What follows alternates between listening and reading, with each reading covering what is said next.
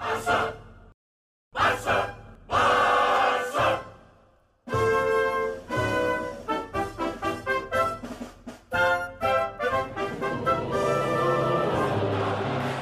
Hello, coolers. Welcome back to Viva Barca, the home of everything Barcelona, where we are going to be discussing on some interesting updates. We are going to start with some transfer rumors, talking about Juventus forward Paulo Dybala. It has been reported that Barcelona are competing with Arsenal, Atletico Madrid as well for the Argentine forward currently. We are going to be discussing much on that as we progress. Secondly, we are going to be talking about Ansu Fati. Of course, we are going to be discussing on three ways Barcelona's attack could line up after the return of Ansu Fati. We are going to be discussing on that as well. Then lastly, we are going to be talking about Robert Lewandowski, as it has been reported that the Bayern Munich megastar expresses his desire to sign for Barcelona to his entourage. We are going to be discussing much on that as we move ahead. So guys, as we get right into it, please do well to subscribe to the channel. If you haven't subscribed, if you're a supporter of FC Barcelona, give the video a like and make sure to watch the video right up to the very end. Barca! Barca! Barca! Paulo Dybala is said to be a man in demand heading into the summer transfer window. The Argentine star is in the final few months of his contract at Juventus, and it has been confirmed that he will not be signing an extension there. The 28-year-old will thus become a free agent in the coming months and, in all likelihood, will spark a major transfer battle for his signing on a Bosman deal. Barcelona have long been linked with a move for Paulo Dybala. Of course, Dybala has been on the radars for the Catalan Giants for years, but the presence of Lionel Messi meant that the move was never on the table. But with Messi no longer at the club, Ousmane Dembele also likely to leave on a free transfer, there could be a spot, for the player at the Camp Nou this summer. However, signing the Juventus superstar will not be a straightforward task, as he is being pursued by many elite clubs across Europe. Indeed, as reported by Feature Jazz, Dybala is a much coveted commodity in the market, with Arsenal and Atletico Madrid keen on signing him. Arsenal are in the market for attacking reinforcement, seeing as Pierre-Emerick Aubameyang left in January and Alexander Lacazette is likely to follow suit at the end of the season. With Nicolas Pepe's future also in doubt, adding a player of Dybala's ilk would serve as a boost. As for Atletico Madrid, they are set to lose Luis Suarez at the end of the season and will need a replacement. However, Dybala will not exactly be a like-for-like option to fill in the void that will be left by the Uruguayan's departure, but there is significant interest in the Argentine. Apart from Arsenal and Atletico Madrid, Inter Milan are also keen on signing the 28-year-old, so Barcelona will not have it easy if they wish to land Dybala on a free transfer once his contract with Juventus runs out. So as things stand, the Argentine forward is not a priority for Barcelona, with their focus more out-and-out center forwards like Erling Haaland and Robert Lewandowski. I think even if we don't succeed to get our top targets, of strikers, talking about Haaland, Lewandowski, whatever, Salah, Barca should not even consider Paulo Dybala, honestly speaking. The Paulo Dybala of some 4 years back is not the Paulo Dybala of today. I don't see him adding anything substantial to this team. I don't see Paulo Dybala as an ideal player who can come to Barca and flourish. I think we can continue with the kind of player that we have. It will be better. That's just my own point of view. I'll really appreciate if you can leave your comments down below regarding that. Then on to the next story of discussion. Barcelona prodigy Ansu Fati has had to endure a torrid 18-month period with unrelenting injury issues. The 19-year-old first picked up an injury in late 2020 and missed the rest of the 2020-21 campaign. Following that, why he didn't make a return in the early parts of the ongoing season, the Spanish international once again succumbed to an injury in November last year after featuring just 10 times in all competitions this season.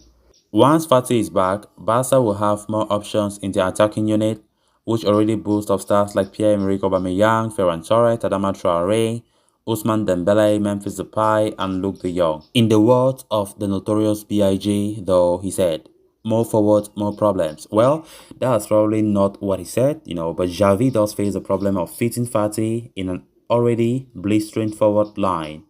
Some players will be left without as many minutes, but it's all to fit in a player who could end up defining the next decade at Barcelona. As such, we discussed three ways that Barca could line up their attack with Ansu Fati.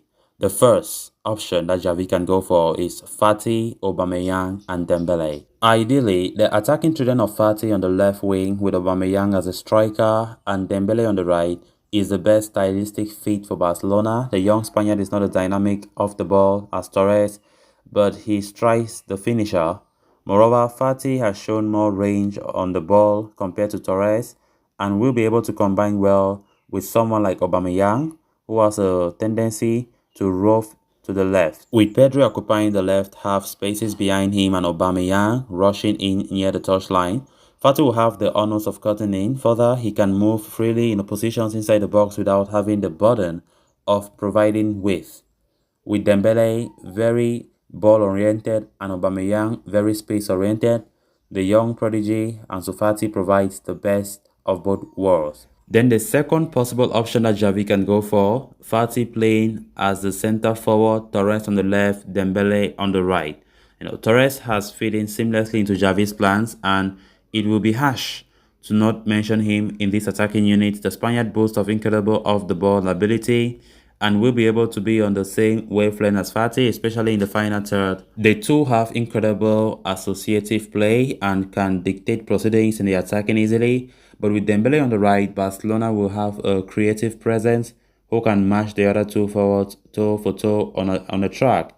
This attack is more fluid than the previous one, since neither Fati and Torres are natural strikers. Furthermore, Dembele and Torres are very adept on either wing, and should we see this attack, a lot of in-game shuffling can be expected. Then the third option that Xavi can go for, Fati playing on the left, Memphis Depay at the center, Dembele on the right. Memphis has not found enough time under Xavi, despite being the team's top scorer this season. As an inside forward who prefers playing on the left or centrally, he does not particularly match the coach's needs. However, he can slot in as a left wing in this attacking unit, but would work wonders, in at least two scenarios. When Barcelona are looking for more control in a game or facing a mid-block, the team could do with more creative players. Memphis as the false number 9 helps in dropping deep and dictating play, while Fati will act as a primary runner. The duo have combined well this season, case in point being Fati's goal versus Valencia. Not to forget that Fati has quite the eye for a pass as well and could feed through balls should the team need it.